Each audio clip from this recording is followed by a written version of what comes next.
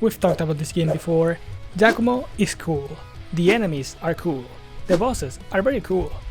Everything that's part of Ninja Gaiden 4's core gameplay is of very high quality.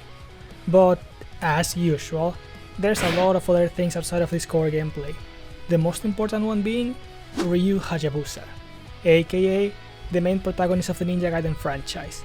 I hope you didn't forget that, because you know who did? The developers. Ryu in Ninja Gaiden 4 baffles me, because gameplay wise, he's a very fun character that feels quite different from Jakumo and adds a lot to the game. And yet, when it comes to the story and everything else around him, they do the absolute bare minimum to justify his presence in this title. Let's get to the gameplay first. Ryu in this game is a very cool character, and I think that's partly because the game's mechanics are just that good. He fights with a dragon sword adapted to the game's combo system. It has multiple basic combos and brand new inputs like a pseudo gap closer and a spinning attack. Combine that with his classic moves being very good in this game, Guillotine Throw, I love you, and you get a very solid basis for the character.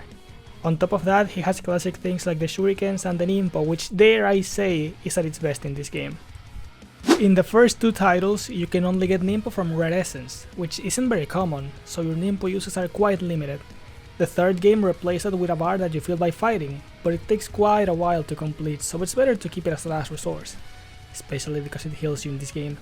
In the fourth game, your ninpo is used with the same bar Jakumo has for the blood moves, which means that you can fill it fairly fast and get to use ninpo a lot more often while still being pretty strong. Keep in mind that not every ninpo costs the same though, with the stronger attacks requiring more energy to be used. My only gripe with the ninpo attacks is that they are the exact same as in Ninja Gaiden 2. Don't get me wrong, they are good spells, but was it too much to ask for at least one new attack? Whatever. Thankfully, there is one new thing he got to shake up his gameplay, the Gleam form. This is his equivalent to the Blood Raven forms. In this mode, Ryu unleashes the true power of the Dragon Sword and is able to do these attacks where he quickly slashes the enemy multiple times. Clearly inspired by this ultimate technique from 2, which is a crazy source of inspiration, but what can I say? It works. At first, it felt weird going from new weapons to this, but you get used to it. They are more interesting than you would initially expect. Not only do you have a simple combo, you also have a launcher, a fast move going forward, a couple of crowd control options, and even a fast falling attack. That said, they still could have done more with this. For example, Ryu doesn't have special jumps, short hops, or even projectiles. And that last one really hurts him because he can't quickly attack and reach enemies that are far away. So his overall transformation moveset is smaller, and on top of that, his attacks don't have charge or health variants. What you see is all you get. Though that does have one advantage. It means that you don't have to waste time charging anything to insta-kill people with the rage mode. So in summary, he has a good transformation, but it pales in comparison to what Jakumo has, and I think that can perfectly describe Ryu's presence in this title. This entire game is centered around Jakumo, so Ryu is only given the scraps. He does enjoy the game's mechanics, he enjoys using the new guillotine throw, the new defense system, the new movement options, and especially the new meter system. But that's it. He doesn't get anything that feels like it was made for him. Mechanics that used to define him in his games, like the projectiles, aren't relevant here. If anything, he gets things taken away from him. Remember that Jakumo has a fifth weapon? Well, it is the Dark Dragon Blade from Ninja Gaiden 1. But it doesn't play like it did in Ninja Gaiden 1. No.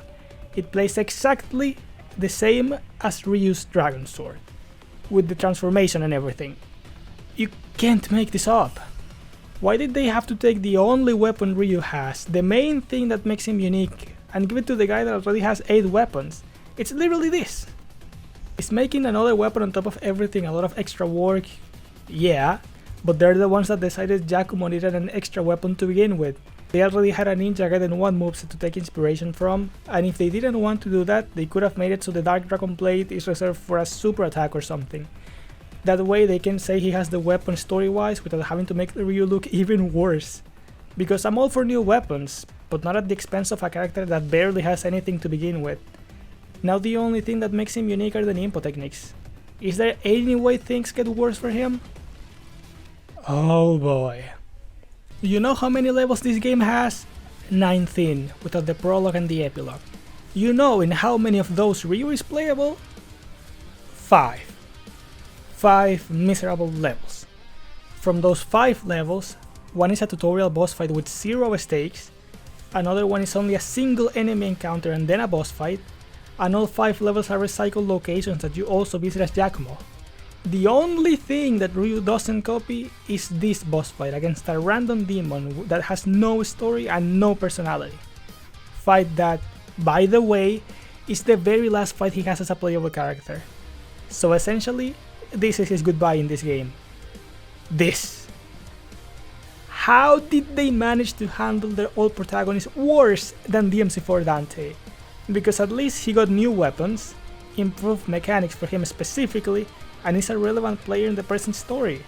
Because, little detail I forgot to mention, most of Ryu's story takes place in flashbacks. Ryu's treatment in this game is pitiful, and it really feels like it's only here because he's the face of the franchise, not because they wanted to do anything with him. At least, after beating the campaign, you can choose to play any level with any character you want. DMC should learn something from that. Enough with Ryu though, let's get into something more exciting. The DLC... it's alright. It's 3 new levels, 2 for Jakomo, 1 for Ryu, with new bosses and a new weapon for each character. Jakomo gets the Solitaire, a scythe. I'll just say Ryu has experience using that kind of weapon, but whatever. In its base form, it's a simple melee weapon with a couple of projectile moves. The Blood Person turns into a big scythe that can be thrown away with the heavy attack for mid-range fighting. Its improved moves are like the Box of Death, hold them and release them at the perfect time for a strong hit, and it also has one of the best projectiles with the way it can suck enemies into it. It's a very fun weapon that finds itself a niche nothing else in Jakomo's kit feels. Ryu's weapon is the Jakotsumon, and it's a mix of claws with a chain he can call out for the heavy attacks, so in concept it sounds like a mix of the Falcon's Talons with the Kusari Gamba. But in practice it's way different. Most important move right away? This. Remember DMC's grappling hooks? Yeah, this is that. If you only press the button, you call the enemy to you. If you also press forward when you hit them, you pull yourself to them. Do I even need to say how good this is? Forget gap closers, just call the enemies directly to your location. Some other notable moves include a spinning attack with the chain to deal with anything around you, a fast stabbing attack with 3 parts, and a rising move which I guess is supposed to be Ryu's equivalent to Jakomo's super jumps. So you get a weapon with quick slashes for short range and a massive chain to control a lot of the arena. The grapple play does a lot for Ryu, but the weapon as a whole is nice and it finally gives him a way to try out weapon switching. The only lame part about this weapon is the transformation, or more accurately, lack thereof. It uses the same Gleam form for the Dragon Sword, and that feels like a massive missed opportunity. Jakomo's allowed to have 5 different transformations, but Ryu only gets 1 across his entire kit. Kinda sad. The levels are okay if a bit padded out. You will be advancing in the level and suddenly you get a segment where you have to beat all the enemies to progress, and they feel like they're really throwing as many enemies as they can to make it long. Otherwise, they were fine to me. You spent a lot of time in this hell-looking place where the bad guys want you to be. Speaking of bad guys, this DLC has 4 bosses, and none of them are recycled from the base game somehow. There's this mechanical demon with a machine gun that flies like a rocket, and he becomes a regular enemy later on. Then you get the 2 main enemies of the DLC, Seer Speed Form and Seer Power Form. Jakomo fights the Speed Form, a fast enemy with quite a lot of projectiles and many multi-hitting attacks, while Ryu handles the Power Form, a slower but stronger boss with a grab and a lot of AoE attacks. They are both okay, but they only have 1 phase each, because the final boss of the DLC is a fusion of them, with attacks from both enemies for its first phase and totally new attacks for the second. Which is a very smart way to add more bosses without having to create more assets, just fuse the previous ones into something new. As a whole, I like the DLC. The new weapons are definitely the main appeal, and being able to use them in any other game mode certainly helps, and the levels were fine even if a bit short overall, which is the main complaint I've seen about it. It even added a new mode in the form of a Bloody Palace. I didn't expect that, to be honest. Don't get too happy though, there's one thing left to talk about. The story. This game's plot is quite simple actually. The Dark Dragon was killed but its remains have sunk Tokyo into darkness, and the goal is to unleash the 4 seals, resurrect the dragon, and purify it to save the world.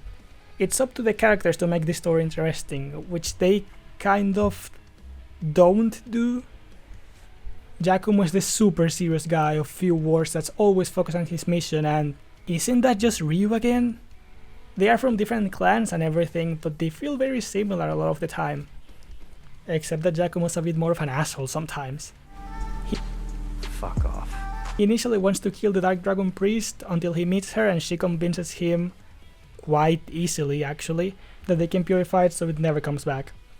At first he just needs her, but eventually he starts to care for her, which is more apparent when she dies. He then proves himself stronger than Ryu and purifies the dragon. That's it. It's not bad, but I feel like he really needed some unique personality traits because he's just kinda meh, to be honest. Kagachi feels like he's supposed to be your rival. This game's Jetstream Sam maybe, especially because he looks like a character from that game. But in reality he's barely in the story. He wants to stop Jakumo because him and his organization are against the idea of bringing back the Dark Dragon. Before their fight they see each other like twice in the game, and even that fight only happens because Kagachi wants to protect the last seal. He never challenges the protagonist's ideals or philosophy in any meaningful way. He's just a cool dude who you have to beat to complete your objective. And then he dies. Misaki is this guy that helps Sayori get to the Dark Dragon seals, and oh wait, he's actually a demon and he just set the Dark Dragon free. Wow. I'm not even kidding, that's just a random ass plot twist. He is an ally the whole time until it turns out that he was actually this Achilles guy and wants to kill you. It throws me off because Misaki didn't have a lot of presence in the story, so I didn't expect him to become this. His role is just a cheap reveal. And then he dies. Sayori doesn't feel like a ninja character in a weird way. I'm used to these characters being quite serious and not talking very much, so even in the first cutscene Sayori stood out to me. She acts in a much more light-hearted manner. Just look at her. One wrong move, and you're dead. Yeah, sure, whatever. But you've got to keep it safe until we kill the Dark Dragon. Promise? Reviving the Dark Dragon is going to piss off a lot of people. Should be fun. Despite this, she manages to be a very fun character and the central piece of this whole story. She convinces Jakumo to go along with her plan. She's the one that unleashes the seals, and she makes sure our protagonist gets what he needs to complete the mission and purify the Dark Dragon. And then she dies. And that's the most emotional moment in the game. You spend a lot of time with her, so it does feel sad seeing her go, even when that was needed to unleash the Dark Dragon. You know, I really don't want to die. And even then, she still manages to have relevant moments after her death. Jakumo is the guy that does the job, but that job is what Sayori told him to do. Remove her from the story and the whole thing just falls apart. And Ryu is the same silent hero he has always been. And then he died. No, wait, he's fine. To me, the story is just kind of there. Ninja Gaiden isn't remembered for very complex stories, but with an entire set of new characters, they had the freedom to do almost whatever they wanted. But what they did is not only kinda meh, but at times it feels way too different from the rest of the franchise. And I think that it stems to the game as a whole. Let's make things clear. Being a good game and being a good sequel are not the same thing. There are different expectations that come with each. Ninja Gaiden 4 is a good game because it has well thought out mechanics that allow for engaging combat, because the enemies and bosses are mostly fair and fun challenges, because characters and places look gorgeous, because the music is very cool, and more. But at the same time, I have issues with it as a sequel, because it treats the series protagonist like shit. The new characters are way too different from anything else in the series. Some enemies and bosses feel taken directly from Metal Gear Rising, and because a lot of classic elements have either been reworked or completely removed for this game. I'm not against changing things. Devil May Cry changes things about itself constantly, and that's fine, but sometimes I wonder if Ninja Gaiden 4 is straying too far away from what made the original games what they are. I have this friend who's a very big fan of the original trilogy but hasn't played 4 yet, and he told me that to him, this game looks more like a mix of Devil May Cry with Metal Gear Rising, and honestly, I can't blame him. And then another friend said that if it's so different, maybe it should have been labeled as a spin-off. And who knows, maybe he was onto something. That would at least make it clear from the beginning that this game is something else entirely. So in short, the game by itself is quite good, but I think Ryu needed more content made for him, and the story isn't all that exciting. At least the DLC was cool, but I don't know if this can be considered a good sequel to the previous games. Do you think it is? Or to you this game shouldn't even have the title of Ninja Gaiden? Let me know in the comments, because I really don't know. Thank you so much for watching this, and I'll see you next time. Bye bye.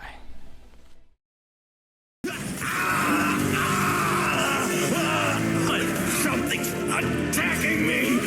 Where? We can't see anything! Inside! Fight it! Oh, shit.